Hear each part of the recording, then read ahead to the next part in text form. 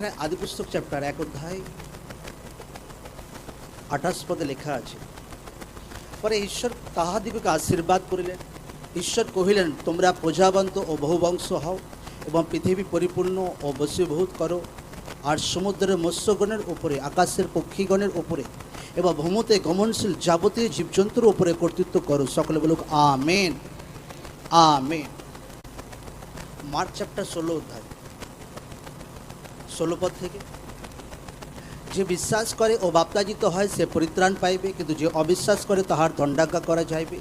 আর যাহারা বিশ্বাস করে এই চিহ্নগুলি তাহাদের অনুবর্ত হইবে, তাহারা আমার নামে ভূত ছাড়াইবে, তাহারা নতুন নতুন ভাষায় কথা কহিবে, তাহারা সর্প তুলিবে এবং প্রাণনাশক কিছু পান করিলেও তাহাতে কোনো মতে তাহাদের হানি হইবে না।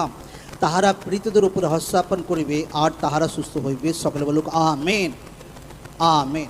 ईश्वर नामे एक बार जोर से तारीफ करी सकले।